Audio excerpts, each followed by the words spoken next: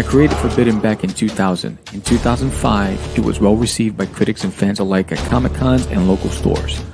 My goal for Forbidden was to create an epic fantasy tale that would last for generations. I recruited a local artist, Anibal Arroyo, who took the helm on illustrating the first 2 issues, and only 2 issues back then. After over a decade in limbo, it was time to finish Forbidden and reintroduce it to the world. Deep within the Earth's core lies a race that has existed for thousands of years. A race who are forbidden from walking the surface of the Earth due to a curse cast upon them by the evil known as Nokron. Centuries later, the world has evolved, and so has Nokron, in the form of David Hunter, a billionaire whose intention is to dominate the globe. Legend has it that one day the Son of Vox will rise from the ashes of the Earth to destroy all that Nokron has built. And that could never happen.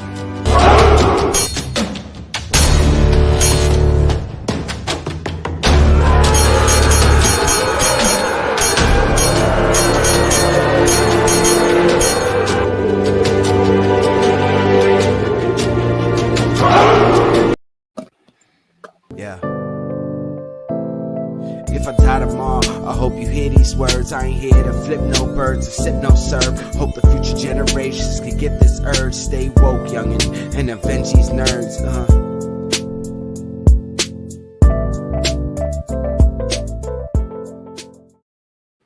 I think we got hacked for a moment. Damn it, Sam.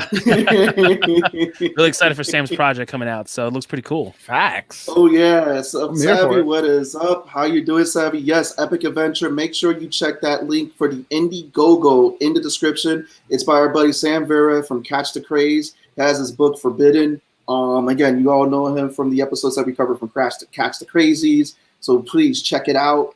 And that was the dope epic trailer for that. I know it's sponsored by Catch the Craze. So we have we're live on a Wednesday, boys. We are. Is this our second Wednesday live? I think so. Usually we do tape recordings and we release them on a Friday, but today was a special day. We haven't done this in a while. It is a patented nerds shoot the shit episode. Yes, it has been a while, and I'm here for it. Yes. So today, before we go into introductions, Tony, because Tony's going to lead in the introductions today. Yes. So a little bit of a story, really quick. So we're talking to a new podcast group tonight, but funny enough, one of the members of this podcast group, I went to elementary school with him. We haven't really connected for a while. I was on my Facebook feed, and all of a sudden, I saw his podcast, and they were talking about Attack on Titan. And being the Attack on Titan person of this podcast, I was like, I need to listen. I took a listen. I thought the vibe was dope, and I definitely want to jump in on some of the things that they were saying. But let's introduce them. Let's have them on to the show and have a really good time. So, members of the Hashira Podcast, we've got Maurice, Tom, and my boy Travis from St. Lucie School. What is going on, guys? How you guys doing? Yo, what's going on? Yo, what's up? Yes, thank you for coming on tonight. Show, Thanks for having us. How did you guys feel about that trailer? All right, perfect. I feel like he just went dark. He was like, "Nah, I'm not here." He's hiding. How did you guys feel about that trailer from Sam Vera? I just want to ask that, by the way. Oh, that was dope. I was about to say that the S word. Can we curse on your podcast? Yeah. It's rated R. Go ahead. Listen, the kids are in bed. It's after 9 o'clock. It's no longer TGIF. So let's go. Okay. I made sure to pour 2 cups, a cup of water, and a cup of whiskey just in case. And I'm gonna bring up a cup of whiskey. Is it that kind of thing? Because I can always go get the Jameson. Listen, let me know. It's Thursday Wednesdays. The trailer's pretty dope, man. So what's going on with that? Like I heard you guys talking about it a little bit in the background, but that seemed pretty chill. I would definitely give it a check out. I'd definitely get a check out for sure. Yeah, it has all those early 2000s epic fantasy vibes, and I'm here for it. Mm-hmm. That's what I was thinking. I was like, there's a lot of the epic fantasy kind of situation going on there. So I mean, now we already talked about this before we started going live. So obviously my mind is still in fantasy mode. We were talking about D&D and stuff like that. So unfortunately, my mind immediately went there when I kind of was listening to it go over. So that's kind of cool. I'm always hoping to see different kind of fresh, innovative ways for people to kind of spread that sort of situation. So I'm here for it. It definitely looks kind of cool. Yeah. All right, so I didn't get to see that trailer because my cam kind of froze while all that was going on. I can play it again. We'll play it again. Don't worry. We can share that. We can share that later. Yeah. But it's a shout out to Sam Vera. He's our homie from one half of Catch the Craze podcast. It's a book he's worked on. The Indiegogo's in the description. We're trying to pretty much put it out there for people, and also to people who love the intro. Thank you for that. Big shout out again to Lou Seif. His album is The Agenda, which again it's dope having getting to speak to him and working that collaboration together and all that. So tell me guys, what has been going on in the anime world for everybody? Have we been excited about what's going on in the anime world with everything? So before I start to geek out, there is a it's funny, it's a meme. You know the meme where all the Spider-Mans are pointing at each other because they're all Spider-Man? Yeah. Right, so there are 4 specific anime that have 4 episodes left in the current running of their seasons, and all of them are really hype right now. So Black Clover, being one of them, has 4 episodes left, and that Spider-Man is pointing over to the Spider-Man that has Attack on Titan, and that has 4 episodes left, and that's going crazy. And then the last one is Jujutsu Kaisen, which is also going crazy. And so, yeah, there's a lot happening right now. And Jujutsu Kaisen is wild. I don't know if you guys ever checked it out, but Juju is dope. It's funny because I almost didn't want to like it because I just have a thing where people overhype shit, and I'm just whatever. And I started watching, and I was like, all right, it has enough good lore that the lore is really getting me, and I'm like, all right, I'm here for it. Plus, when you get to certain interesting villains later on, I'm like, oh, okay. But I'm with you, Law. I'm with you, man. I was saying that this is just taking a bit from a lot of places, and I guess that's the reason why I could stick with it. But at the same time, it's not gonna be when it's said and done. It's not gonna be my top. Right. But it's still enjoyable. 100%. Yeah. Do you at least enjoy for the animation? I mean, oh yeah. Tommy's telling you to watch it. See, that's the other Tommy we know. There you go. That's the beard. That's Tommy. We both got a beard. Look, Tommy got a beard too. So. Oh, you got to, man. I feel the anime season. I've been trying to get these guys to jump on Konosuba. I watched the first episode. Wow. I watched the first episode, so I'm interested. I'm interested. All over the place with everything that I've been watching. Yeah. I just saw the movie. Oh, kind of? Okay, no, that's okay. Better, you're not too late. Just on episode 1, so I'm even further behind than him. So I haven't started yet. It's on the list. Yeah, and I've been on Attack on Titan mode. I didn't watch this last episode, but I'm in the manga. I'm in the weeds at this point. Okay. I've got 6 more days before the penultimate chapter comes out. Nice. So just kind of waiting to see where we end up with Attack on Titan and how they claim the season 4 is going to be the last season, and I don't see how the hell they're going to end it this year. That's what what's funny. That's what Traps was saying. That's what the Goose was like. I don't know how they're supposed to do this because they keep saying final season. As a matter of fact, in the episode we did, he kept saying it when he starts off like that. He's like, "This is the final season." You hear the quotations in his voice, and he's just like, "I don't know how we're doing this, but it's supposed to be the final one." I'm like, "I don't know either, but I guess we'll find out." Let me ask: do you think that since this is their final, and I'm going to put that for Goose, the quotation mark seasons, that if they don't complete the final chapters, that they will actually release the final chapters as movies? Oh, for sure. Maybe, yeah. It's possible. It could be, again, it said last season, but it doesn't mean that they can't do a movie that wraps up everything. And last season, it could be like what they did with season 3. So season 3 was 24 episodes. They did the first 12. They went on a 3-month break, right? And then they did the last 12, and they really did the two big arcs. So they're in that current arc now, and then there's just so much shit that's gonna happen before where we get to in the manga. So I would see potentially maybe the last 5 chapters or the last X amount of chapters to get to the end, if that's a movie, because I don't want to wait week to week for that.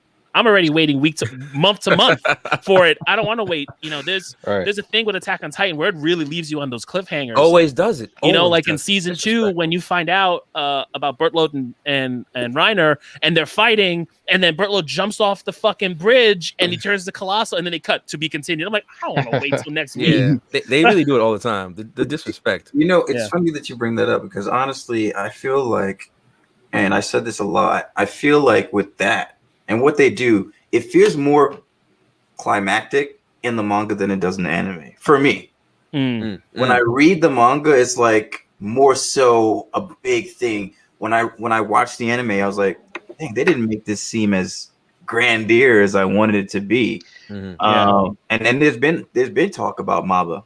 I don't know if you guys have been seeing that conversation where it seems that they've been changing a good amount of stuff in the manga and like making it more, the definitions and stuff like that in the anime, which is what they're supposed to do in an animation. But I guess people are not a fan of the changings in the drawings, as it's seemingly been a bit much change in the animes. The manga is always going to be the ultimate. Right. So all the anime adaptations, there's so much left out. And the studio change. The studio change also didn't help because they changed studios between season 3 and season 2, season 3 and season 4. Because season 3, the animation season 3, those first that's a whole new studio. Yeah, it's a whole new studio. Yeah, season 3. That's the one that Tone showed you, Law. That got you back into the show. Yeah. Because this guy. So Law. Yeah. Go ahead. I watched season 1. I was like, it was season 2 was definitely rushed. Yeah. So I watched season 1.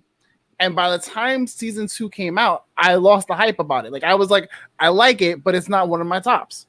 So Tone's over here. We're already in season 3. And he's like, yo, you haven't watched it again? You haven't watched it? He actually said that about with that and season 2 from One Punch Man.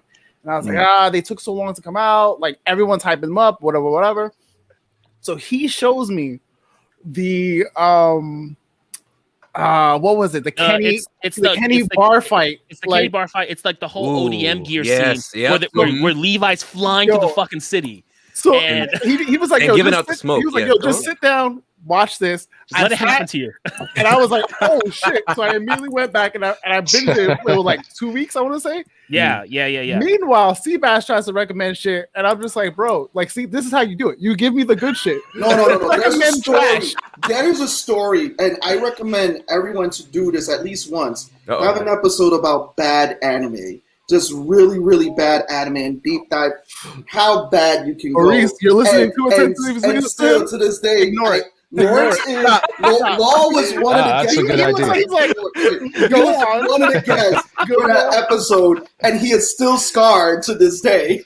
Oh man, see, you can't do that. You're gonna scare people away from the good stuff, man. You can't do that. I mean, you don't do it to neophytes of anime. You gotta do it to the people who come around. Like, if I can give like a correlation between the two, honestly, showing that clip of the one where he was going through the city is the same way I remember somebody was like, I never listened to Kendrick Lamar, and I was like, listen to Rigor Mortis. Yes, Rigor Mortis. Wow. Rigor Mortis, right? Yes, right. Yes, yeah. Rigor Mortis. Yes. Right. Same thing. But I think, and I'm gonna shut up about IoT. I think because you could talk about this thing forever. I think honestly, we'll look at the director they got for season 1. I forgot his name, but he's directed so many big anime films. It's possible that they may wrap it up in a movie because first of all, paying this director and then changing to studios, they honestly may try to get as much money as possible by creating a film for it and getting some top-notch director again, and then like ending it there, because there's definitely money involved. You got to think the finance as well as the creativity. So of course they want the fans to love it, but they want to make the money back as well. So that's just something to take into account for sure. It's definitely possible. Look at Demon Slayer. Yeah, go ahead, Thomas. Demon Slayer. I'm just saying they had the movie and broke all these records, and it's definitely possible for Attack on Titan.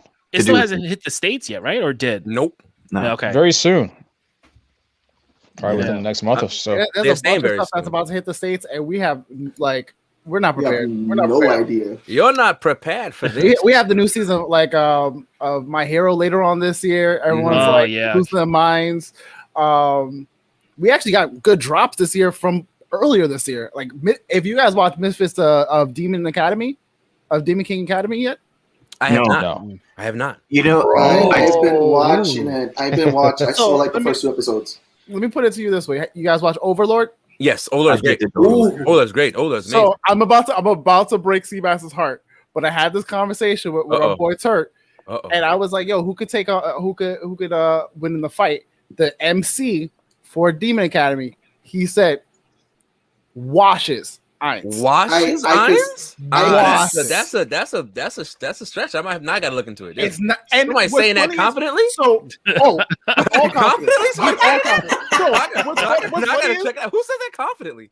What's funny is you got to think about the worlds out there, and Irons is limited to the world that he's in. Misfit, your boy's just like, oh, word, I'm going to kill you, bring you back to life, kill you again just to prove a lesson to you. Okay, that's badass. Like it was easily one of the best. Like I'm just gonna flex things that I've seen in a long time.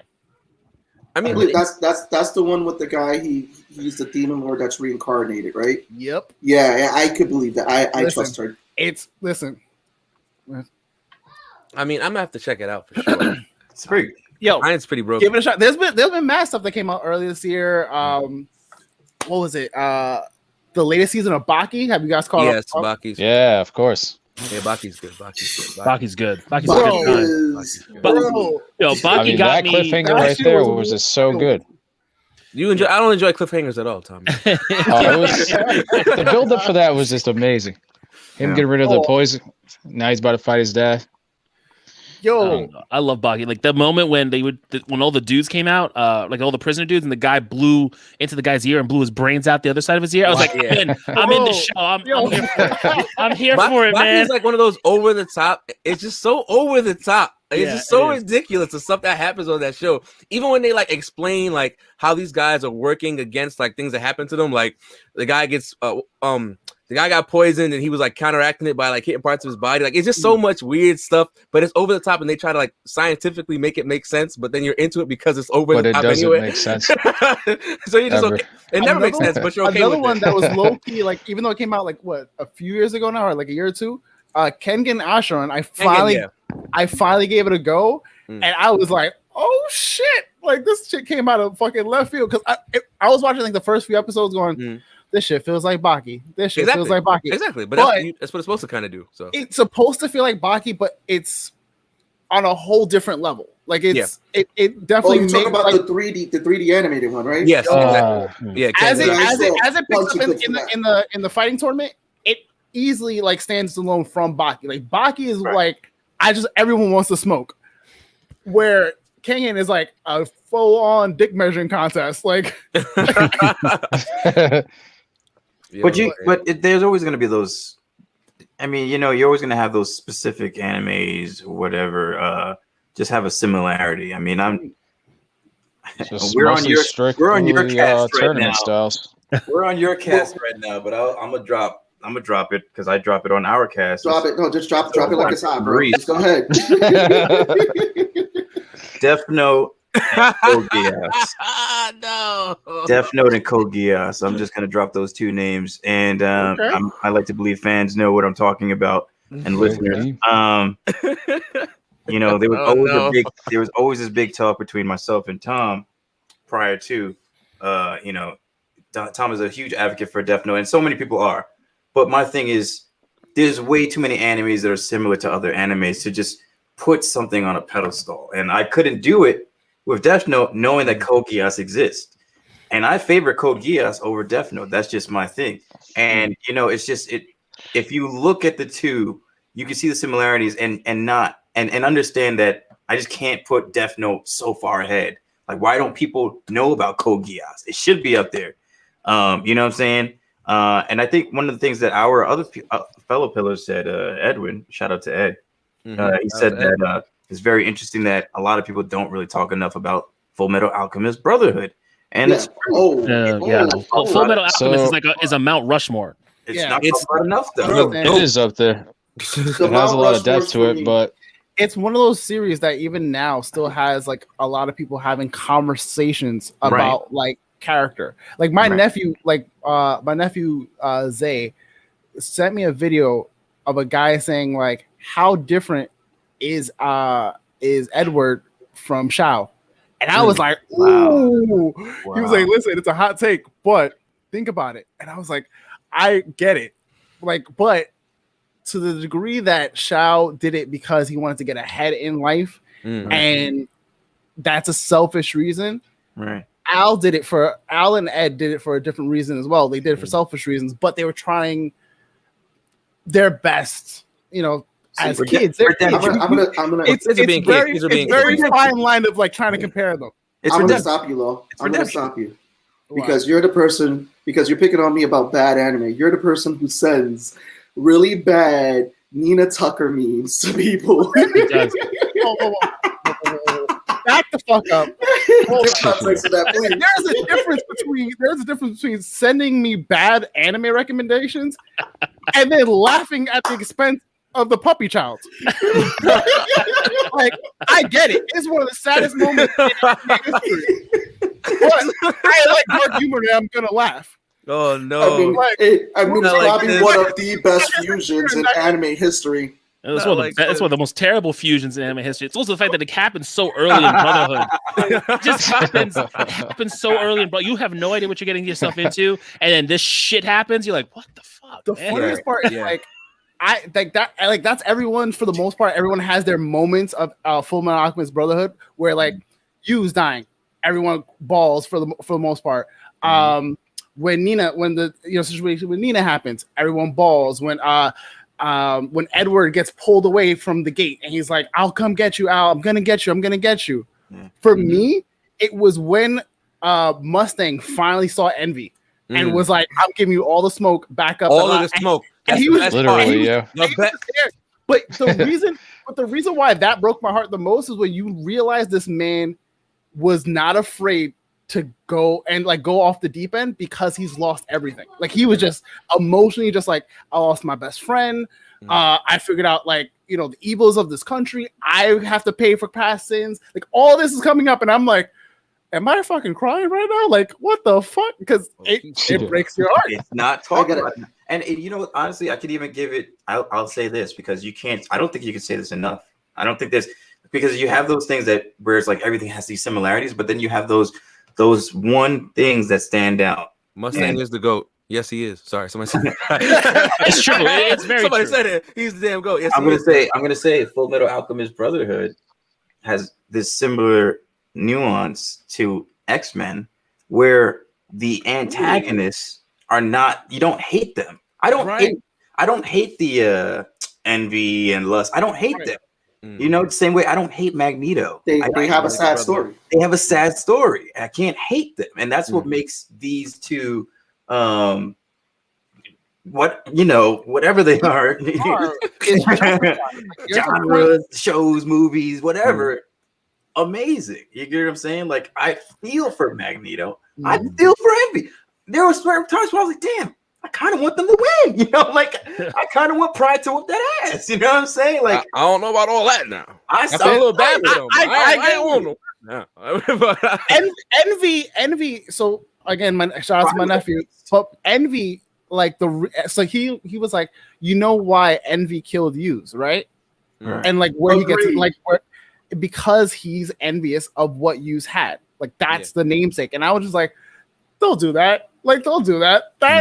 Listen, that fucking breaks your heart. Like that was a moment that like it got to us. We had an episode where we were talking about moments in anime that make you feel, and all of us, like I think, like at least 3 of us were just like Hughes. Like there's a consensus, just like Hughes. It's one of those moments where you're just like, holy. God. I want to bring up all of it because even like seeing him die, but after at the funeral. When she's like, they're like, why are you burying Daddy? Like, Daddy has to go to work this and third. Like, Daddy has work to do. Yeah, that was and then tough.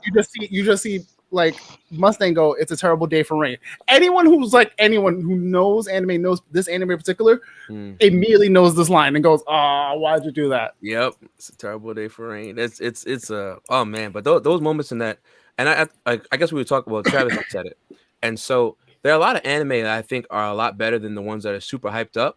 And so, therefore, it's hard for me to like believe. Sometimes somebody's like, "You saw that best fusion? You saw that? Yeah, that's wild. You saw that, right?"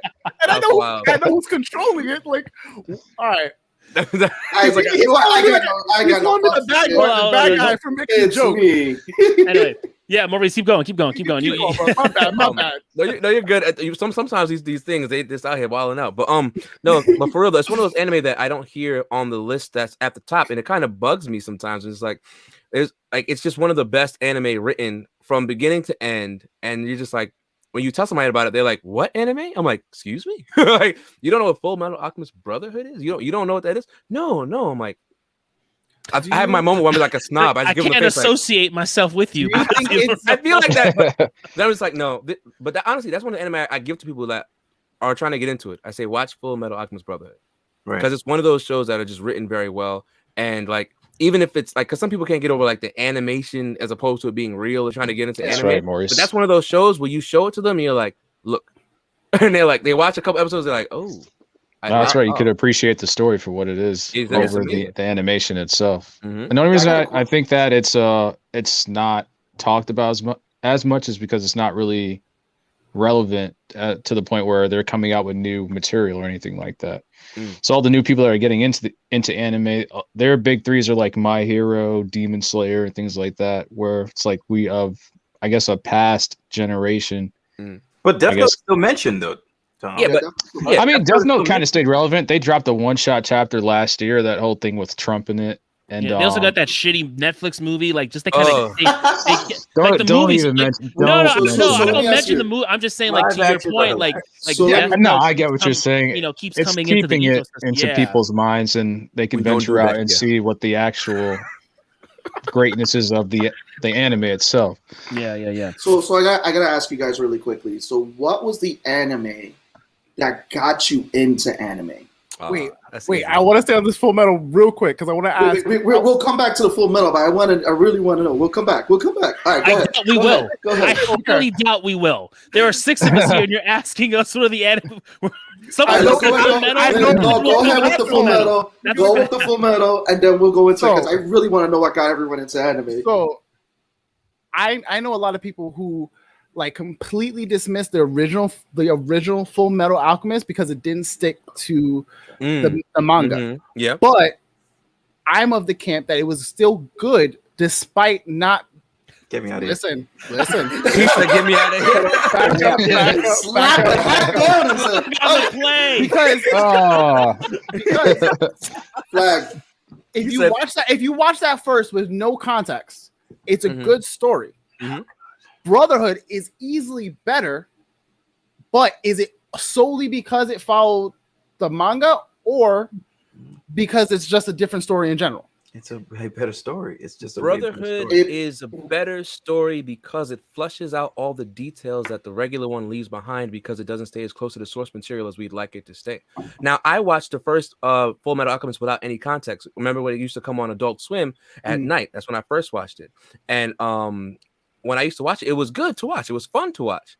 And then I saw Brotherhood and was like, oh. that was me. It was literally, oh. Like there's so much more to the story, so much more that gets flushed out, so much more that we see happening, a lot more explanations. We get a lot more answers. We find out a lot more about alchemy and its relationship to the cast and the characters in the world that it's made in. We get a lot more of the world building elements to be explained and put in front of us that we don't get in the regular version because it didn't stay as close to the source material. And I think that's what always happens when things get kind of changed in translation by animation studios and the manga writers. And sometimes, and that's why Jujutsu Kaisen is so good to me because it stays so close to the source material that you don't feel like you're losing stuff. And that's why Brotherhood kind of sticks out like that. It's just like the regular one is good without context, but then you see Brotherhood and you're like, ooh, now it's trash. You know what I'm saying? Like it's kind of that situation. You know what I mean? Like that's how I see it.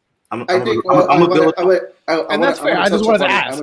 I really want to touch up on it because I do like one thing what they did with the first Full Metal series was first it's like they were doing the series and then they called up to the manga. This was the first time I saw that a studio was like, we're not going to wait for the manga to finish.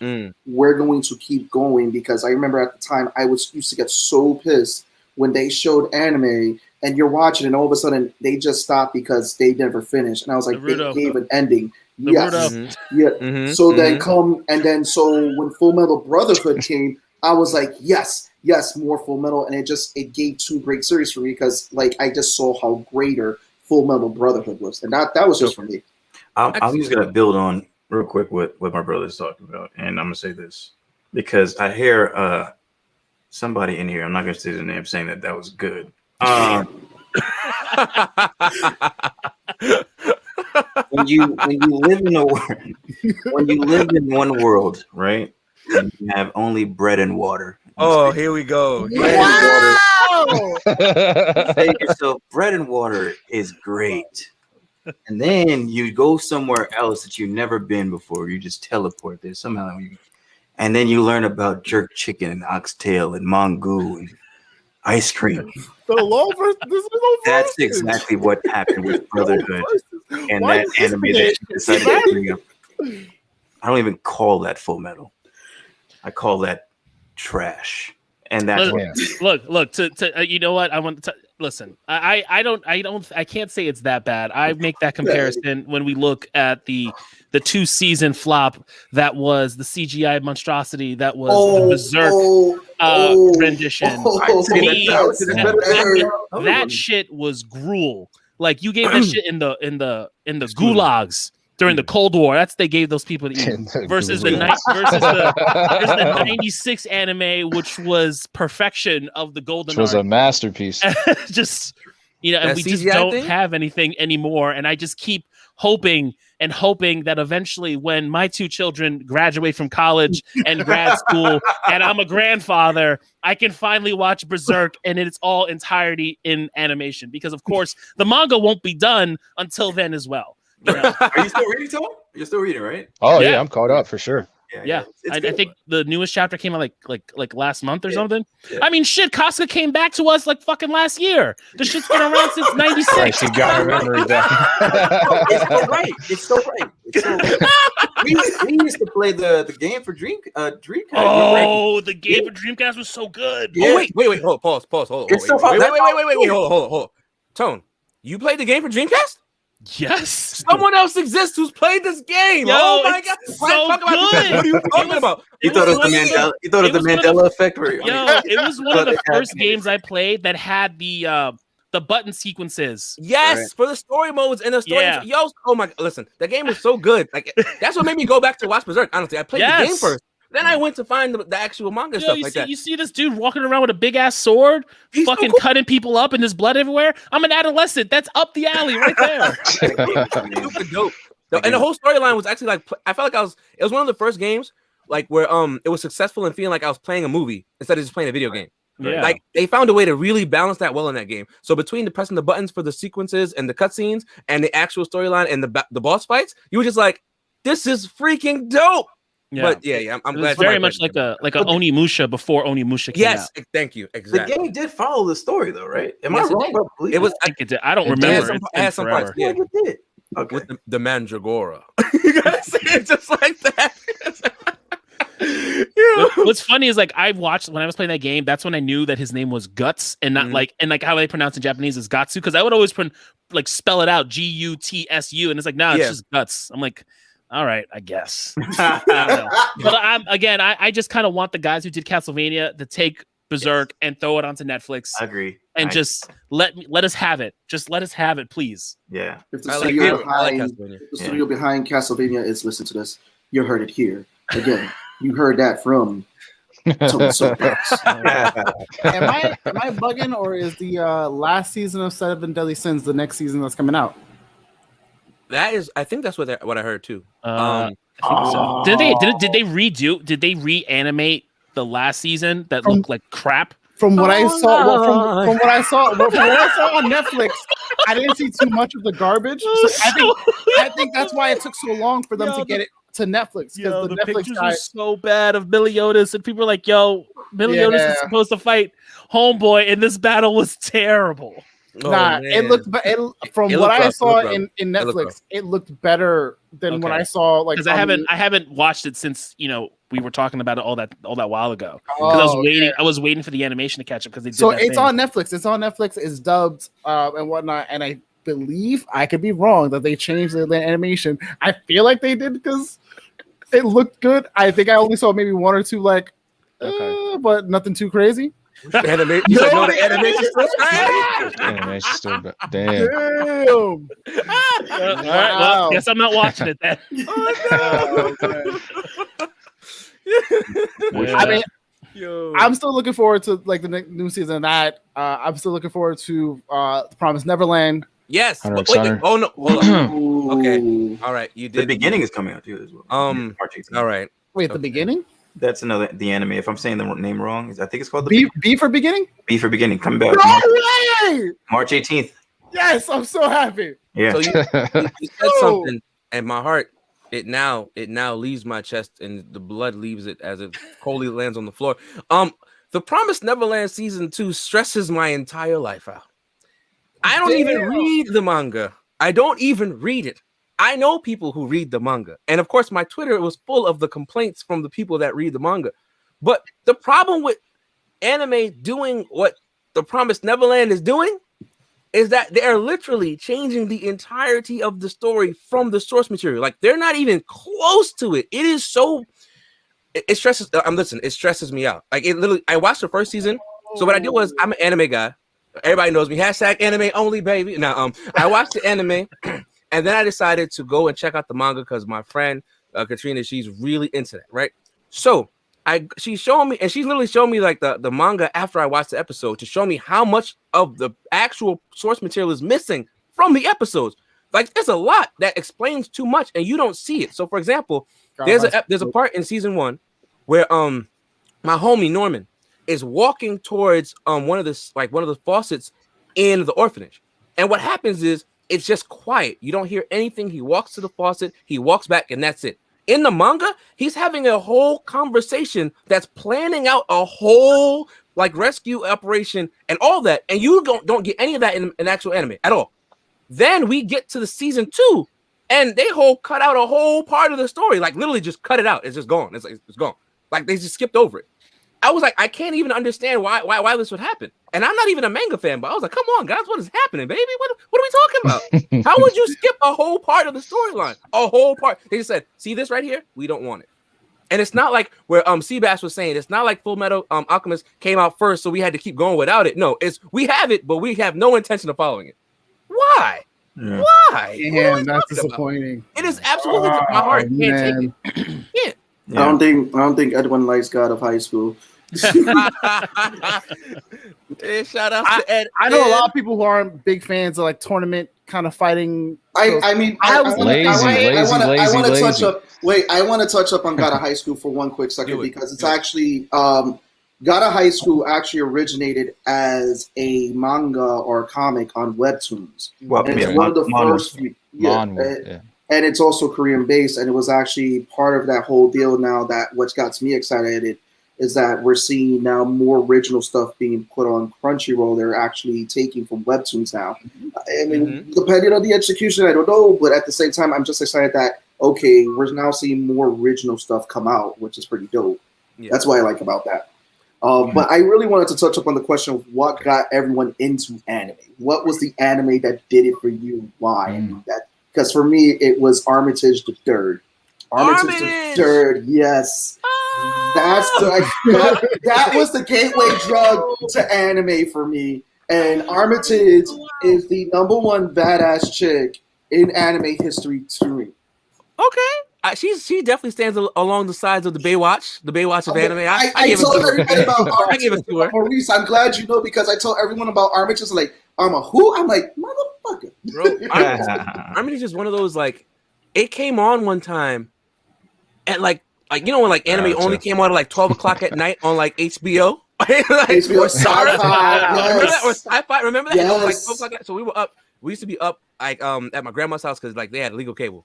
I can say that now. It's not. They don't got no more. So we used to have it and like used to watch it. And I was like, the first time I saw it, Fire Sticks. Right? The game has changed. But I was watching it and I was like, and I saw like you said 3, and I saw halfway through it, and then I was mad because it never came on ever again, and I kept staying up late to see if it would start over from the beginning. I have it on DVD.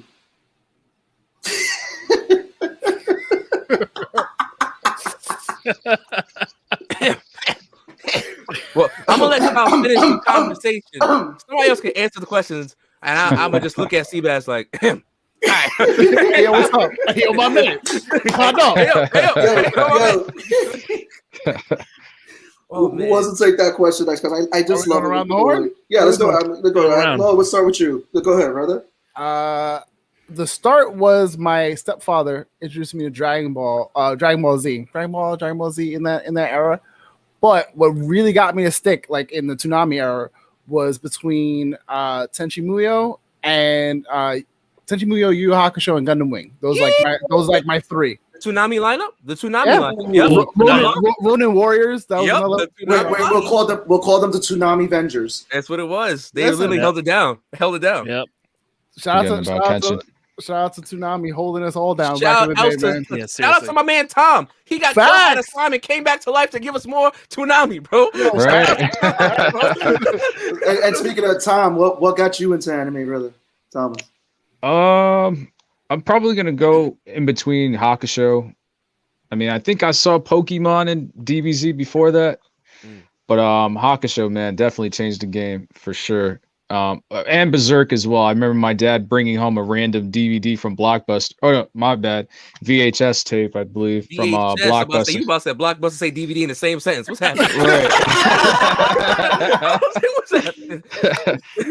He said I got Gamecast. I got Gamecast. I can't afford it. And it was like the mid-season, right when Guts was like became the 100-man Slayer, and I'm like sitting there on the couch, and then Casca's tits pop out, and I'm like looking back at him like, "Yo, did we just see that?" And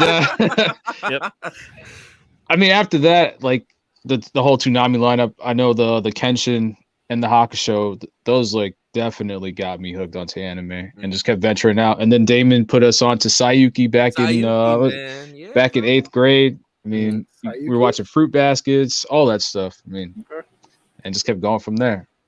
Tone. I think I know which one it was. But well, okay, so like Law, my dad got me into anime, right? So he brought VHSs of Dragon Ball Z. Like I was playing Dragon Ball Z in the schoolyard of St. Lucy's before I went to America.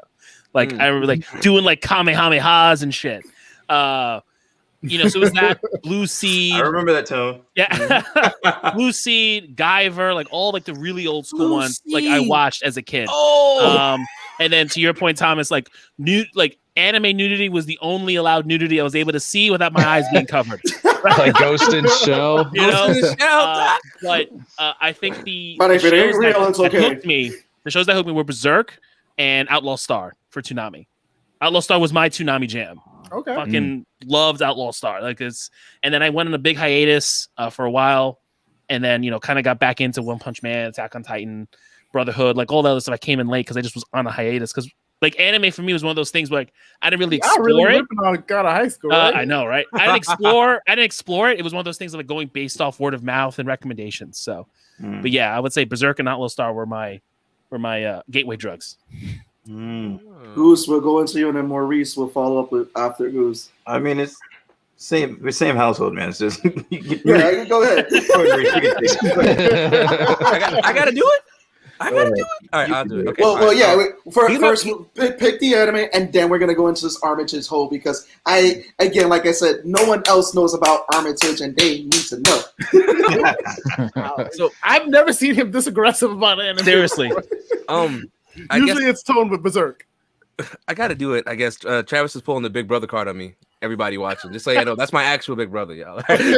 he's pulling the Big Brother card on me. Okay, so I'm gonna do it. So Tone said it, but Dragon Ball Z was something that was introduced to us way before I think anyone even knew about it for real. Like we saw the English dub in the morning before we went to school.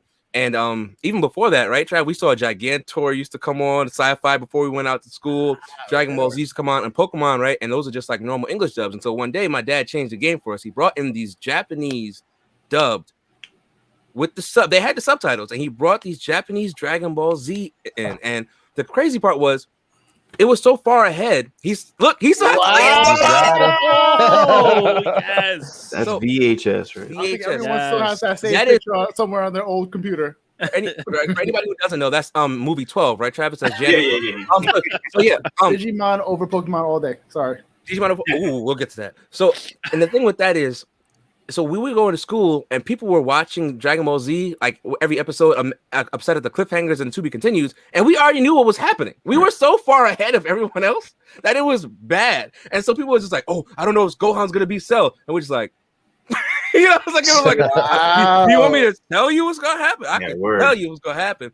But that's kind of how we really got into it. And so, like, and Travis, I'm gonna tell this funny joke about my brother. Trav was so into like the Japanese language and the actual parts of anime that were from like Japan that Travis went around for a long time when we were younger talking about, yo, I'm from Japan. Yeah. I'm not from America. I'm from Japan. I'm gonna find my real parents when I get there. I'm gonna go back. I promise you, he used to do this. I'm not even making it up. But the thing about anime that really caught me was watching these things that are on such a grand scale.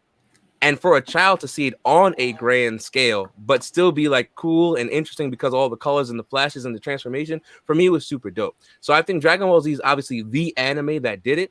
But of course, the Toonami Avengers held it down. Yu Yu Hakusho is one of my favorite anime of all time. Gundam Wing held it down for us. Me and Travis actually still have our Gundam Wing figures in our homes. It's just those real good anime. And then Adult Swim came out to like just kind of it said, oh, Toonami got you. Here comes this Adult Swim. Let's throw this Inuyasha at you. Let's throw this Full Metal Alchemist at you. Let's throw this Outlaw Star at you. Let's throw all this Cowboy Bebop. All this, like, you know what I'm saying? So it really decided to like bring us in, and we got really stuck into it to the point where shout outs to Kadeem, who's watching, one of the members of the podcast. We used to go to his house on Saturday nights with a big box of Cheez-It, some Dominoes, some juice, some other snacks, and it was every week for watching Adult Swim because we were like at the end of Inuyasha. And we were like into it, you know what I'm saying? So we used to all do all the time. And Tom will tell you, we used to all be in one spot, just watch anime. We used to like literally play kickball, look at the time, like, oh, it's 4:00, Dragon Ball Z comes on. All right, guys. you were in mid kick and you were like, oh, I gotta go. Like, where you going? Man, whoa, listen, it wasn't even bad. Maurice is missing a little piece of the childhood too, because I'm missing a lot. When we had when we still had DirecTV. Come on. Ooh. And you remember that one channel that had anime at a specific time? It came on like 12:00. Yeah, Steve, I was gonna tell you. See, exactly. Yeah. So we would stay up until like 12:00 just to watch what movie they would drop, because it would be a different movie on that specific time. That's what we saw Princess Mononoke. Mononoke. We saw X. X was a good one. X was a great one. And like he said, Blue Seed, Akira, and we saw Akira. I saw Akira. Like when it first dropped, I'm trying to remember how we even saw that, but we definitely saw Akira and like all those like cool animes and stuff like that that just kind of popped up out of nowhere. It kind of did it for us. So that's why like Travis was saying we're like same household. So we were just like everything we saw was like everything. It was we were into it. So we didn't play no games, man. It was that's honestly, and I think that's what opened up the different avenues for us, because like when we saw first of all, same household, but at the same time we were watching different animes. I think we enjoyed our own. While we enjoyed the same stuff, we kind of enjoyed our own. Like we had our own specific Tenchi Muyos that we enjoyed. You know, I had Maurice had his, and our oldest brother had his. And then also like it kind of made me not only just stay with anime, but enjoy in general. Like you had other cartoons that we was like, oh, Eon Flux was another one that we like took heed of. Like, it was just amazing to know that it wasn't just this type of stuff that we were seeing on Channel 11. And wait, Trav, can I drop it? Can I drop it? Right. Yeah. We saw Fists of the North Star before people were making memes. We saw that so long ago. Right. So that when people started making like the memes and the jokes, I was like, Travis, look how long ago we seen this. Yeah. Hey, Kelly! Here, we got a question here. You guys ever see Doom Megalopolis? I don't think I ever saw that. No, I have. I saw bits and pieces of it. I've never watched the entirety of it. I've never watched the entirety of it. And then Dave has a question. What are the common attributes to the animes you favor? I gotta say, I favor just the art and everything from that, Dave. I love it, and I'm gonna share the screen because we are like, again, I want to show Armitage in her glory. Oh my fucking god! There we go. Armitage, man. Because Armitage was badass. I like, and then everyone else is big titty waifus. Everyone's waifu. She beats everyone's waifu's trash compared to her. Anyway, no, wow, that's a bold statement. Right. Hey, that's huge. Hey. Whoa. You got pillow vendors on hold right now about what whoa. We don't do that. Well, no, we could talk about that because that was hilarious. We went to Anime New York City, and the guy that looked like a Miami Vice villain was selling what we dub fuck pillows. at the show or waifu pillows. They were waifu pillows. He was just like selling a whole bunch. There was actually a waifu pillow printer. He looked like saw that too. Dude, it was they printed the girl you wanted or the guy, whatever. On the pillow case, and it printed out, and you bought it, and we were like, "Are you fucking serious?" But you're forgetting that dude looked like he tested the product before he sold it. Those are two different shops. Those are two different shops. The printer looked like a legitimate business where you could pick your fancy and do what you need to do. But the homeboy who was hawking all the pillows, he did look like he was he enjoyed himself with the pillows as well. Wow. Yeah.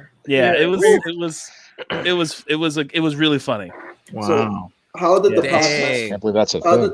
Yes. Yo, I can't even. I'm just sitting there like, yo, that's what I'm sitting there. I still remember Toe's face because we were doing like a nerd's vlog essentially. Yeah. And like I just like see Toe's face. He goes, "Nah, we gotta walk. We gotta walk for a second." And he goes, "Bro." And he said it so fast that I wasn't even sure that I got it on camera until I went back and watched it. Yo, that's wild. Like, what are we talking? What? I mean, like I said, it is, whatever you into, whatever it is that you into, it's all good. It's just like me seeing it, I knew about it. Like I knew about all this stuff, but seeing it just like in a big ass like stand is different. It's different when you see it. No, I know it's different. Seeing all the individuals around it, like. Wow! Just waiting in line. Waiting in line, looking through the catalog. Like, what's going on? Oh man! Yeah, it was less of a line and more of just a crowd that huddled. Yeah, it was the a crowd. A crowd. Like, you gotta get your thing. But I'm not gonna lie, I'd be in that crowd seeing what's going on. I mean, that's different, man. That's completely different. Yo, Goose is like not having it right now. Travis is as stressed out as I am. I'm stressed. I'm like, what? I can see it, Tom. It's one of those memes where he goes. Right. It was one of those funny things. I remember, what was it? We had our boy Tommy from Maine. He come down. We told him about the waifu pillows. We had this whole gut busting like segment that we ran laughing for an hour. We were hour, train, like a whole hour, just laugh, and then we're all like, our stomachs are hurting. It was bad. It was bad. Dave, I'm gonna go with the fan service and gore. I want all the blood. I want all the blood. Fan service with gore. I go, just give me good story. It can have fan service. I don't give a shit. Or it can have gore. I don't give a shit. Like, I mean, it could just give me good story. It could just go the Game of Thrones route and give you gore and fan service and no story. We can just go down that route. Don't even go down that. I like good anime like Psychopaths too much to like watch like with no good story. The end justifies the means, man, and that was just disappointing with what happened with Game of Thrones, man. I'm hoping I don't get disappointed with the ending of Flash, whatever they choose. Look, all this shit right here, all the books. I have all of them. I've invested so much hours of my life into Game of Thrones to be shot in the back like I did in 2019. I mean, shot is an understatement, and I think I'm gonna have to join the hashtag Tone So. They had the nerve to literally film an episode with a Starbucks cup still on the table. I've never been disrespected. What's sad is that that's the best episode of the season. And it's got a Starbucks cup episode 2 in Winterfell. And that's because they no action. Was the best episode of the season. It had the best character fucking moments. Oh my god! Like dead ass. And then it just on the cup though. It just went downhill from there. Fucking you kill Brienne's character because she's yelling after the guy she fucked for the first time. Are you serious right now? Brienne of Tarth was amazing, and then we just do her dirty like that. Like it was rough. They did a lot of throwing away character stuff, and it was anyway. We had done what was it? We had done some coverage of that. And I'm like, I'm defending it the whole season. So I was like, fuck this shit. I'm like, the last episode, we're all like, fuck this shit. Flip the table. Yeah. Because we had, because Law and Seabass would be at the apartment because we would do the watch parties on Sundays. And it was one of those things like, it was like an event. Like the fucking theme song comes on. And I was like, no one can talk. No one can ask me questions. Y'all can't like there was no paw explanations. Serious about his Game of Thrones. There was no paw explanations in Game of Thrones. If you had a question, you could write it down and ask me after the credits. Like, when did you start the watch party? Did it only for the last season, or when you just had it going on? Well, like when we had them come over, because like I knew us, I met Seabass after like right as that season started happening. So or like around that time is when the season started coming back. So that's when we started having like everyone come over. But it was one of those shows where we wanted people, my wife and I like wanted people to come over to watch it, but we just didn't know like anyone that was really into it that would like dedicate to come over on a Sunday to then go home and then work. So the fact that, you know, Seabass lived across the hall from me worked, and then Law just, you know, took the bus over. So it was not a big deal. Right. Yeah. Right there.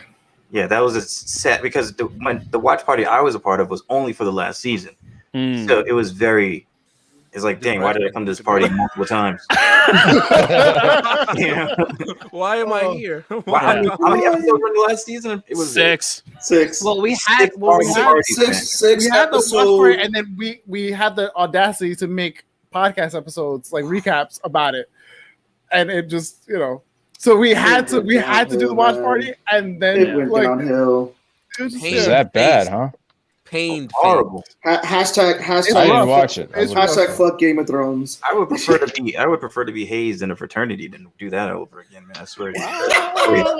Dave has a question. Game of Thrones was so bad and how it ended that we got into a fucking lockdown and no one brought it up. The fucking Sopranos came back. Dexter's coming back even after that shit ended terribly. Right. No one talked about Game of Thrones after it ended. It was like it was at the highest high. Yeah. Went to the lowest low. Right. DB, the two of them lost their fucking Star Wars contract. Yeah. It just tanked. It blew up.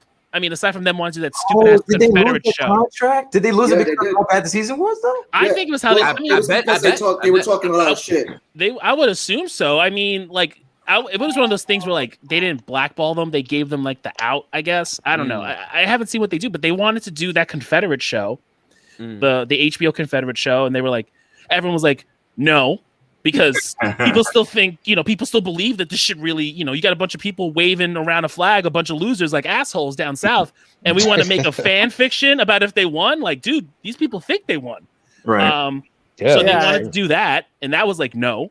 Right. And then they got the Star Wars contracts, and that got yanked after the last season. Right. And then no one knows what they're fucking. I heard, this is what I heard, and you were just talking about rumors now. I heard the reason that the last season was so bad was because they were trying to wrap it up because they wanted to jump on that Star Wars as quick as possible. It makes sense. It makes sense, and they pretty much shot themselves in the foot because I remember there was an interview that they were talking mad shit about it, and Disney came, oh no, we fired them. We were letting people know, we were telling them quietly to go, but they're assholes. But Dave got a question for us. He's like, all content consistent. Would you want season 2 of Firefly or Cowboy Bebop? Easy answer to that. Firefly.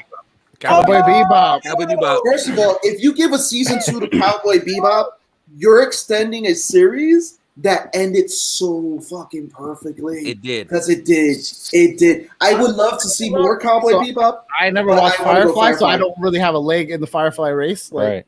Bro, I have everything in the Firefly race. I've heard great things. I know it's good. I have multiple limbs in there, and I'm like, dude, like, give me more Firefly. Come on. It's like I got multiple limbs. Bro, like it's Firefly was such a great put it this way. You know how we all love The Mandalorian and how it felt like a space western, right? Man, Mandalorian blew up so big so quickly. Anyway, go ahead. That's initially what Firefly was, and it was fucked over by Fox because when they released the episodes, they didn't release them in chronological order.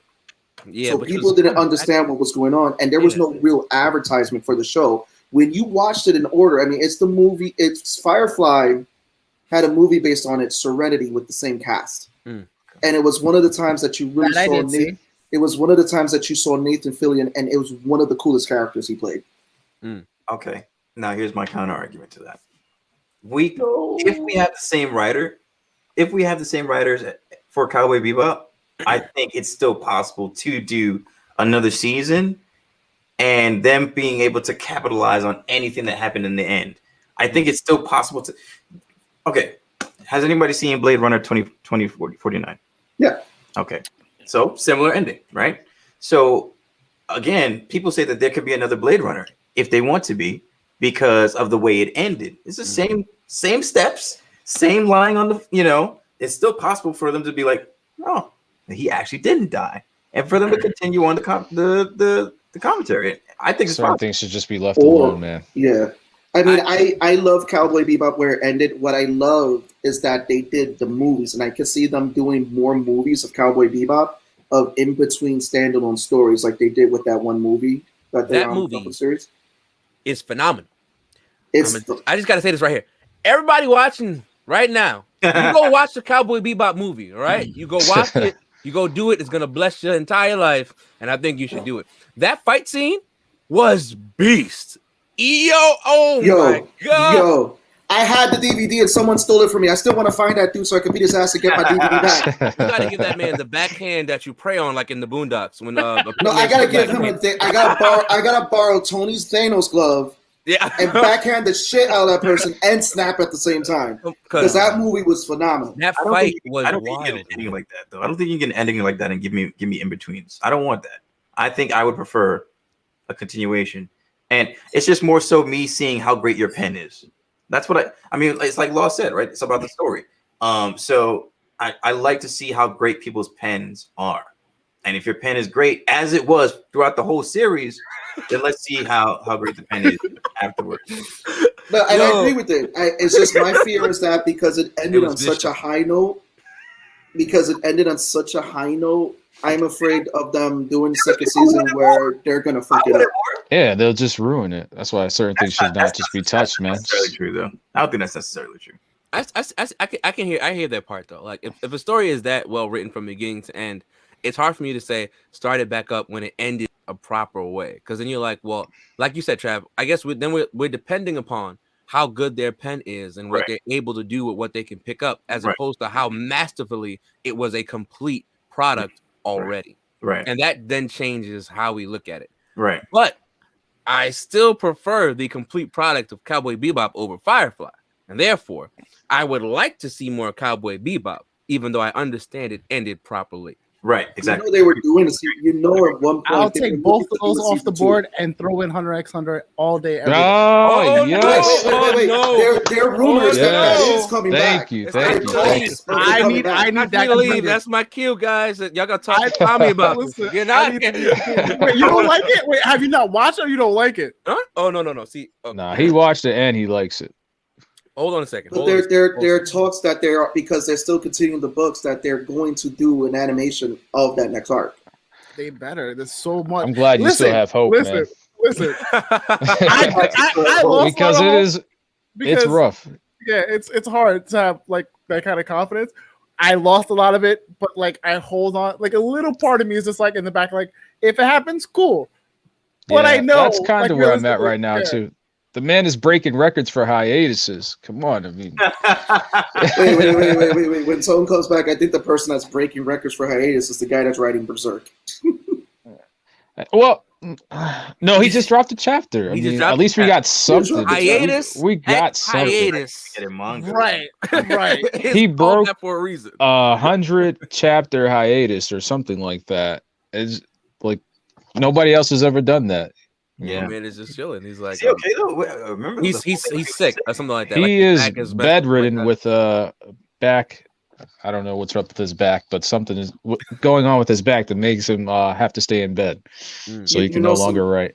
Someone has to go over there and like, dude, I'm gonna write the manuscript. Let's go. Just talk to me, dude. Which was the writer for Tokyo Ghoul. He offered. I mean, it just didn't let him pick it up, which kind of sucks. That would have been crazy. Yes, exactly. That would have been so good. Oh, man. You know still easily one of my best fights is the fight with Karapika and Uvo. Uvo again?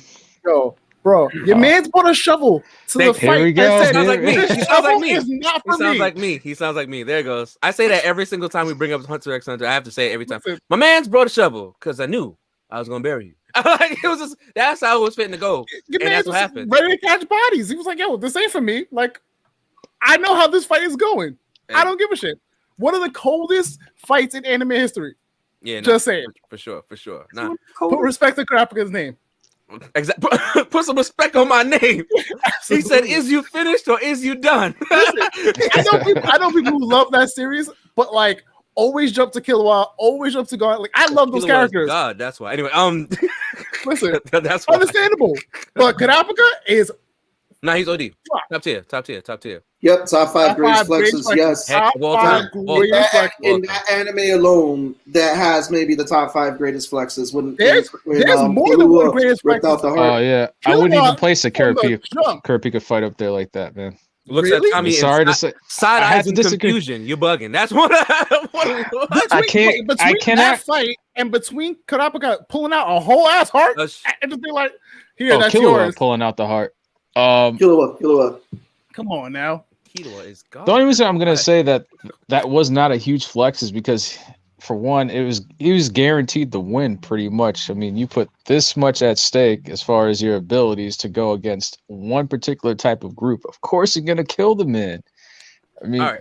But it's how you tell that story. It's how you tell how you want to take out that man. You walked into the flex that is known as Hunter x Hunter. The man with the shovel Kurapika and Killua pulling out people's hearts before the shovel scene. I'm gonna have to agree with Seabass. I'm gonna agree with Seabass here because Tom, it's literally how it led up to it. We know how important these characters are throughout the story. We get to see how strong Uwogen is. I'm not trying to talk down on Kurapika, man. The man is a beast. And if you are a manga reader, I mean, even if you're but manga reading or not, it has nothing to do with the actual situation that took place. Remember, we're talking about the actual moments that led up to it. That's what make it the flex. It's because how they tell this narrative and what happens to it. So what happens is they literally lead up to this fight. They let us know how serious it is to Kurapika. They show us how strong Uwogen is. They show us how important the spiders are. And then my man pulls up to this fight that they knew they were going to get to this whole moment. And he pulls up with a shovel. My man goes like, he just shows up with it. What are we talking about? Like, what? I remember watching that for myself. Was like, did this man literally just pull up with a shovel, bro? Like what? Like what in the name of disrespect is happening before my eyes? Let's backtrack to that same fight where Killua snatched hearts. That same tournament arc. You got him going, oh, he's not a real one. That's a flex, bro. The moment he was like, oh, don't try to play like you're one of the real spiders, and basically you're talking about that blue guy. He beat the shit out of. He's so holy hell out of him up. Smoked him. Yep. Smoked him. You see his man's like, stay dead. Stay down. Stay the fuck down. Stay down. Stay down now. That's when you get down now. Do it. Get to the chopper. So Dave wants to know, why am I the only one already disappointed without seeing the live action Cowboy Bebop? Is it just me? I'm gonna say it's too early to tell. I like the casting. I'm digging the casting. Yeah. I'm here for the casting, and I believe that some of the creative team from Cowboy Bebop have a part in the show. Yeah, I think they're really putting because with the bomb that was Death Note, I think that they're actually really working harder on Cowboy Bebop. Death Note, we don't talk about. And you also have the only good thing about Death Note was William Dafoe as Ryuk. What? I wouldn't know because I never watched it. William Dafoe as Ryuk. You wouldn't know. I didn't even know that was a thing. That's the only good thing. He voiced Ryuk. That is the only good thing about that. I mean, he looks like him when he fucking smiles all weird. So yeah. So you guys actually watched this movie? No, absolutely not. Unfortunately, okay. I just wanted to hear William Dafoe. Yes. So I watched the clip of YouTube because I wanted to hear him do it. I was like, no, I'm not doing this. He was the only good thing about that because William Dafoe can voice and play characters. But as far as the writing, the story, and everything else about that anime, it could go eat a dick. Let's just say that. The Bleach in the movie or the anime? The movie. Oh, okay. The Bleach live action was good. It was just short. You can't fit that much into an hour movie and be like, oh yeah, we're gonna drop a Bleach live action movie.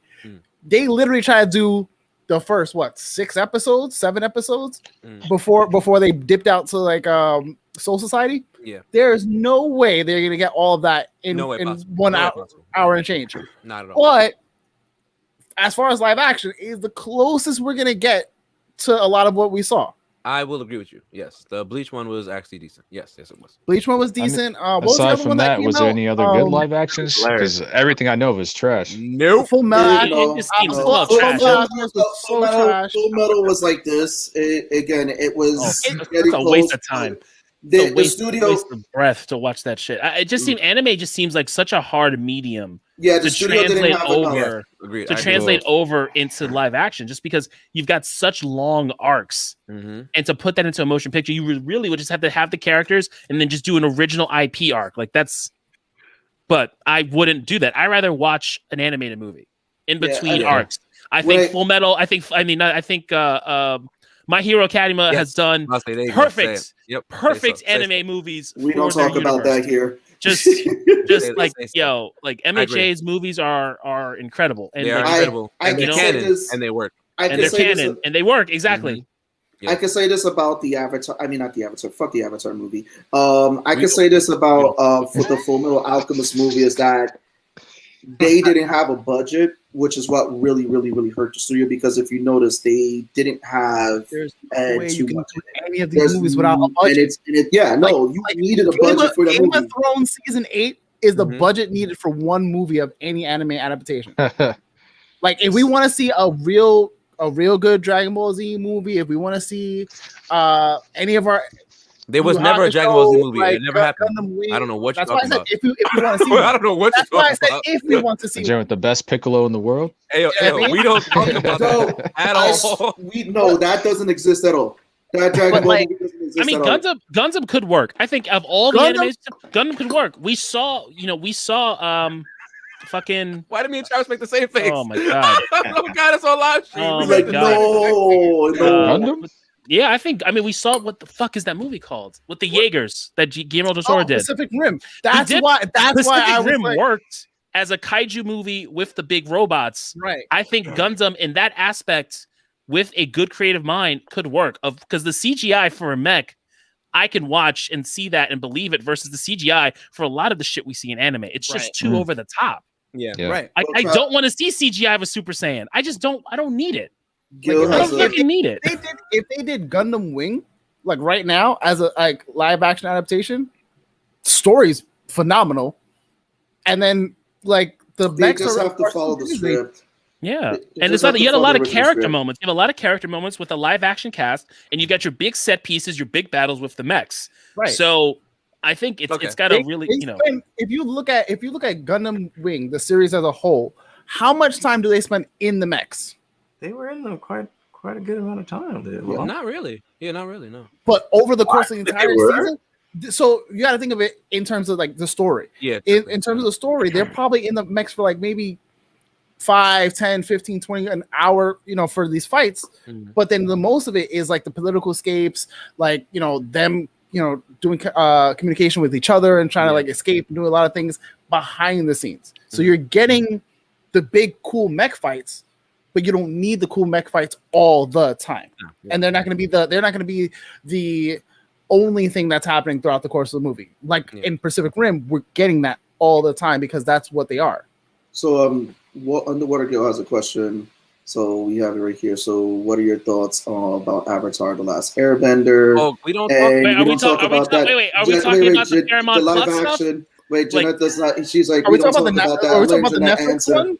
Because we have a new studio with Nickelodeon. Nickelodeon is Paramount Plus stuff where they're getting the whole Avatar universe with the original creators. Yes. Or if we're talking about no, I will kick you. Somebody else's podcast. I will kick you, bro. Is that your man, sir? I will kick you. I will do not. I swear, I'll kick you, bro. What is happening? He's joking. He's trolling. That's his thing. But, oh my god, bro! I'm about to start banning people real quick. See, daggone troll, man. Daggone troll. That completely destroyed my whole thought. When I saw it, I was like, what?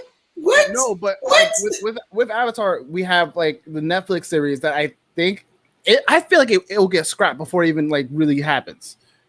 Because once the showrunners, the creators, walked away, everyone was like, "No, we've seen this before. We've seen this plenty of times. Let's keep everybody Boruto. away from that. Yo, Yeah. Stop, because you're giving Maurice flashbacks and nightmares. Like, you see his face? he said Boruto, and I got nervous. Boruto was so not underwhelming. A lot of you guys watch Boruto and you enjoy it in the live stream, and I don't want to say anything about your preferences of your anime choices. I just want to let you know Boruto is not good. But anyway, Boruto I was done with Boruto because I started reading the manga, and then I was like, I read the manga. I read chapter 1 of the manga. They didn't get to chapter 1 of the fucking manga until like 30 episodes in of Boruto season 1. I'm like, no, I'm done. Yo, done. Who the fuck is the class president? I don't know. What's this thing that's on her? I don't know.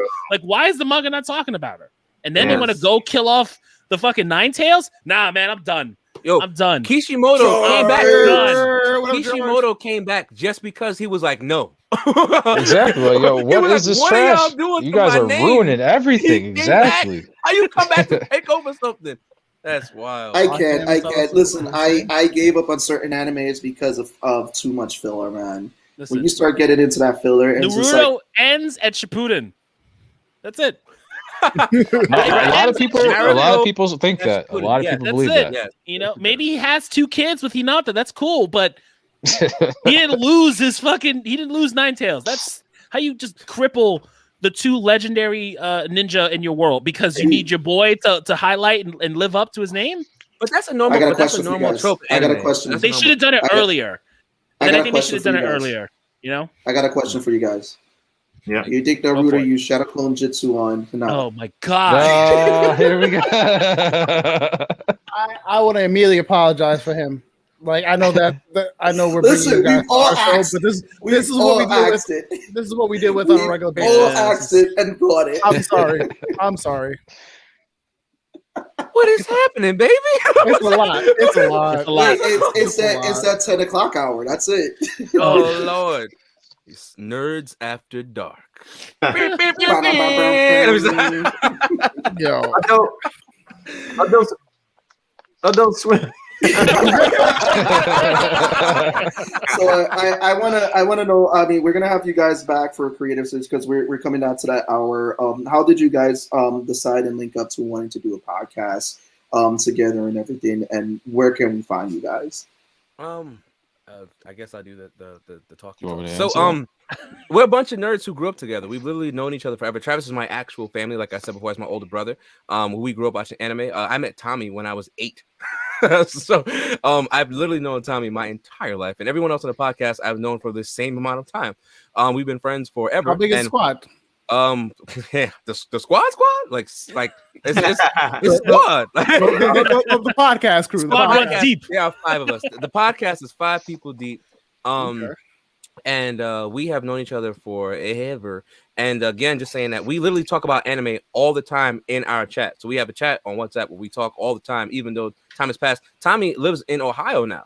But and we're still in New York, but it doesn't matter. We still talk to Tom every day because we're all in the same chat, and we're also my anime or putting up whatever manga they're reading and stuff like that inside said chat. But I'm just like, don't spoil me, son. But anyway, but we've literally been doing this forever, and so we decided since we were having these conversations that we'd like to hear other people's thoughts on what we were, going back and forth. The discourse we were having, the debates that we were having, we were like, what if we got to hear what everybody else is thinking about the same stuff that we know they're thinking about because they're all watching the anime that we're watching. Right, we're following a lot of anime. We watch a lot of older ones. We like all the new ones, the recent ones. We go back and forth on anime movies and anime moments, things that we feel are the best, characters that we think are stronger from different universes, all the stuff that we talk about with each other. We're like, so what if we had a podcast where we talked about it so everyone can see it and we can hear what they think and stuff like that? And so that's kind of why we started it. It's a stupid line I say all the time, but nerds support nerds equal better nerds. It's just like I just think that a lot of people who have these things to talk about should talk about it because what's the worst thing about watching a movie? Like, say you watch adult anime. I need to trademark that. It's funny on my Twitch. People put that as a shirt, sir. that is a hell of a line. I'm gonna keep it, but it's just cool because what's the worst thing about watching your favorite anime is when you sit there after it's over and you cannot call anyone to be like, yo, did you see what just happened? You know what I'm saying? That's the worst feeling. So when we made the podcast, I was like, yo, we get to watch anime like we normally do. We come back to each other with whatever we're thinking. We debate back and forth on all the stuff that we feel like happened, all the details we feel like were missed or what they should have put in, what anime should have went longer. And then we get to hear everybody else and give everybody else a place to literally talk to us about what the anime they saw. And especially when we're live streaming on Twitch, you'll see a lot of people who you don't even like. Some people that I know are into like fighting games and stuff like that, who I didn't even know were like into anime, and they jump back like, "Yo, you remember this anime? I never got a chance to talk about this with anybody else." And I'm like, "Yes, bro, we got you." You know what I'm saying? So it's.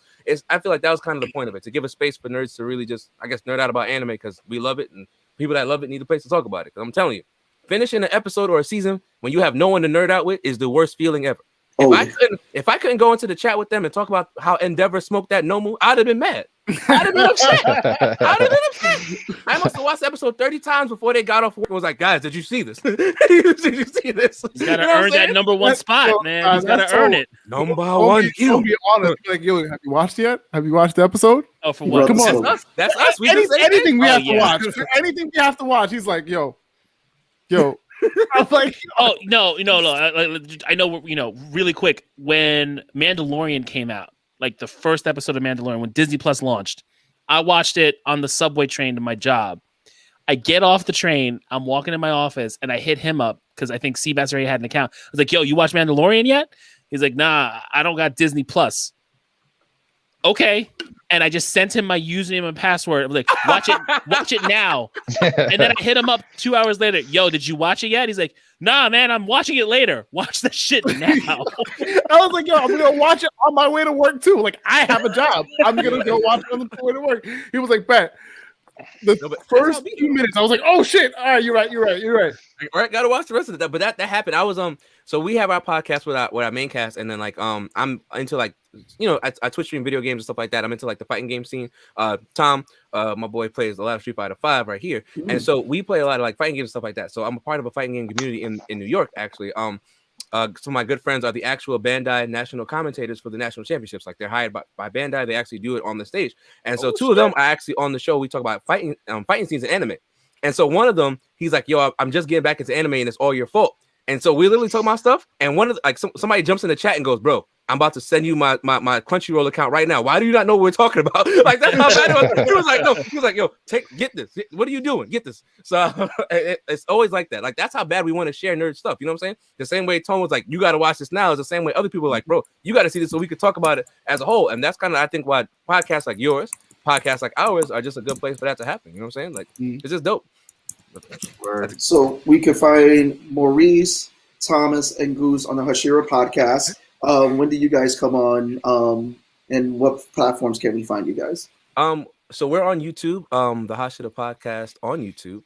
That's where our channel is with all the episodes that we put up so far. We finally have a Twitter because Ed and Edwin was like, and Kadeem, the other two members, they were like, "Bro, we need a Twitter." And I was like, "Oh, yes, gotcha." So we have a Twitter now. So that's at Hashira Podcast. And that's on Twitter. You can follow us there. A lot of times we live stream on my Twitch. My Twitch is Date_Ryan_Sama on Twitch. And we live stream there normally on Tuesdays, where we're talking all that anime nerd stuff with us. And like I said, the two commentators for the Bandai National Dragon Ball FighterZ stuff, we normally do fighting stuff, fighting game stuff, and fighting anime analysis. They go over it like it's an actual fighting game. You should hear them. They're like, "Oh, did you see how Katara used that last move on Azula? Like, she drove into the corner and used that level 3, that Oki, that level 3. I'm like, "Bro, this is not a fighting game, but that's how they do it." And that's normally on Mondays, where they go into like, where we do kind of that situation with them. So normally Mondays and Tuesdays we stream. Tuesdays is normally the stream with just the guys here that we normally have, in Mondays, kind of our guest star stream and stuff like that. But again, that's on Twitter. You can follow us there, see what we're up to, and be abreast of all the, I guess, nerd anime stuff that we're going over. And YouTube is where all of our episodes are. And I endeavor you to watch them, and please join the conversations. We get into some funny stuff sometimes, man. You gotta listen to it to believe it. And we live stream again on my Twitch, and that's Date Ryan Sama on Twitch. Awesome. I want to thank you guys for coming on, man. This has been. I can't wait to do more with you guys on the line. Real quick, I gotta say something for all the listeners. It's because I know you guys are. Tom can be shy. It's Tommy. Yes, it's Tommy. Not Thomas. I was just letting it slide, man. It's like, it's cool, bro. Oh man, I'm sorry. No, it's all good. Tommy. The coolest thing about Tommy is that when I met him, I thought his name was the coolest name in the world. You know why? His name is not Tommy. It is Tommy Lee. That is his name. It is the coolest name ever. When I met him when I was like 8, I was like, your name is really Lee? Like Bruce Lee? He was looking at me. I remember he looked at me like he was I'm like, not what? sure why everybody defaults to Thomas at some point. I think that's like, all right, that's really his name. We know a lot of Thomases and Tommy. I think the fifth person with the name Tommy. My middle name is Thomas. Hodges. Oh wow, bro. Bro, yeah. It's like that. There's a lot. But I want to do a few quick announcements real quick. So guys, this Friday we have a new episode coming out where we're going to be talking, where we have a creative interview with Christian Alwash. We're going to be talking about him with his book that he released for freelancers and his comics, Big Boss. This Saturday, check out the Medusa's Cascade podcast. New episode comes out. No, you keep saying Saturday. So we are on hiatus for the main campaign. Oh, we're on hiatus for the main campaign. The main campaign starts again the 13th. But on Thursdays, we're releasing collateral recap, so you can listen to the players, the DM, and our boy Alex from Wayward Raven, and get an inside look on at the episode so far. But also don't forget to check out the Medusa's Cascade podcast, which you can listen to on any of your favorite podcast apps. So recap on Thursday, main campaign on Saturdays, recap new one this Thursday. Next new episode of Collateral. Sorry for the cliffhanger that we left you guys on the 13th. And finally, next Tuesday, join us for the final WandaVision recap. I'm happy and excited to bring Jarrell Matos back from Comics Cast. He's going to be talking with us about the season final. We'll have Jacobo Butt on, amazing cosplayer. You saw her on our Wonder Woman episode. And we are also going to have Althea Holland, who is the writer for Bad Luck comic. Let's go! So we're going to have a full house too, definitely again next Tuesday. Again, I want to thank the Hashira Podcast for coming on. Check these guys out. Links are in the description. Okay. Definitely. And if you guys saw the Indiegogo video, make sure you go ahead, check out the link in the description for Sam Vera's Indiegogo. Again, thank you guys for coming. And again, this has been your boy Sebastian. Oh, wait, go ahead.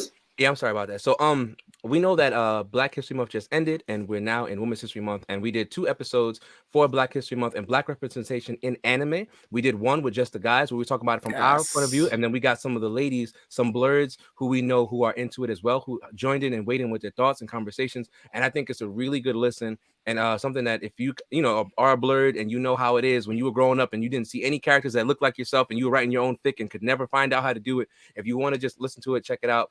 Those are 2 new episodes. We just dropped them on our YouTube. I think that you should really listen to them. It really gives a voice to those, especially some of the Black women who were nerds growing up, who got a chance to really tell us how they felt and open up our eyes to kind of how it was for them and stuff like that. So shout out to Jeanette Yelverton, who is Mimi, who was a part of the episode, who's watching the stream right now. And so you guys should really check that out. Finish my drink. Awesome. That is awesome. Again, this has been a dope episode, guys. I can't wait for our next collaboration. This has been pretty awesome. Again, it's been your boy Sebastian. It's your boy Law. Your boy Tone from across the hall. Peace out, everybody. Stay nerdy, my friends. Johnny.